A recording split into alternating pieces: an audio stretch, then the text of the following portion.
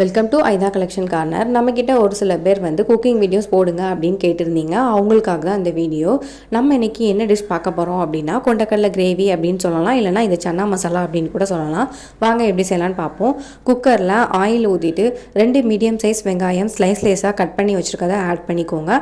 அது கூட அப்படியே ஒரு மிளகாவை போட்டு அது வதங்கினதுக்கப்புறம் கொஞ்சம் இஞ்சி பூண்டு பேஸ்ட் போட்டு நல்லா வதக்கி விட்டுட்டு 2 மீடியம் சைஸ் தக்காளி ஸ்லைஸாக கட் பண்ணி வச்சுருக்கதை அது கூட போட்டு நல்லா வதங்கினதுக்கப்புறம் ஊற வச்சிருக்க கொண்டக்கடலையே அப்படியே ஆட் பண்ணிக்கோங்க. அது கூட தேவையான அளவு உப்பு, வத்தல் தூள், கரம் மசாலா இந்த 3 மட்டும் நம்ம ஆட் பண்ணாலே போதும். காரம் நீங்கள் அதிகமாக சாப்பிடுவீங்க அப்படின்னா வத்தல் தூள் கொஞ்சம் அதிகமாக சேர்த்துக்கோங்க. அப்படி இல்லாத பட்சத்தில் நீங்கள் கம்மியாக சேர்த்துக்கோங்க. அண்ட் கரம் மசாலா தான் இதோட டேஸ்ட்டை வந்து இன்னுமே அழகாக்கி கொடுக்கும். ஸோ கண்டிப்பாக கரம் மசாலா ஆட் பண்ணிக்கோங்க, அதை ஸ்கிப் பண்ணிடாதீங்க. அதுக்கப்புறம் தேவையான அளவு தண்ணியை ஊற்றிட்டு ஒரு 6-7 விசில் நீங்கள் போட்டு எடுத்தீங்க அப்படின்னா டேஸ்டியான சன்னா மசாலா ரெடி ஆயிரும். இது மத்தியானம் சாப்பாட்டுக்கும் நம்ம கிரேவி மாதிரி வச்சு சாப்பிட்லாம். அண்ட் நைட்டுக்குமே நம்ம வந்து சப்பாத்தி போட்டோம் அப்படின்னா அதுக்கு இதை வச்சு சாப்பிட்டோம் அப்படின்னா அல்டிமேட்டான டேஸ்ட்டில் இருக்கும்.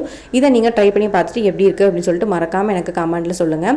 அண்ட் ஈவினிங் கொஞ்சம் வெளில போகிற வேலை இருந்துச்சு, அதை முடிச்சுட்டு நைட் டின்னருக்கு நான் சப்பாத்தி தான் போட்டிருந்தேன். சப்பாத்திக்கு தேய்க்கும் போது ஒரு சில நேரங்களில் நமக்கு விரிவு கொடுக்காது. ஸோ அந்த நேரத்தில் நம்ம லைட்டாக கார்ன்ஃப்ளவர் மாவில் டிப் பண்ணி தேய்க்கும் போது நமக்கு வந்து நல்லாவே விரிவு கொடுக்கும். ஸோ நீங்களும் இதை ட்ரை பண்ணி பார்த்துட்டு எப்படி இருக்குன்னு மறக்காமல் சொல்லுங்கள். மோர் வீடியோஸ் பார்க்க நம்மளோட சேனலை சப்ஸ்கிரைப் பண்ணிக்கோங்க. தேங்க்யூ.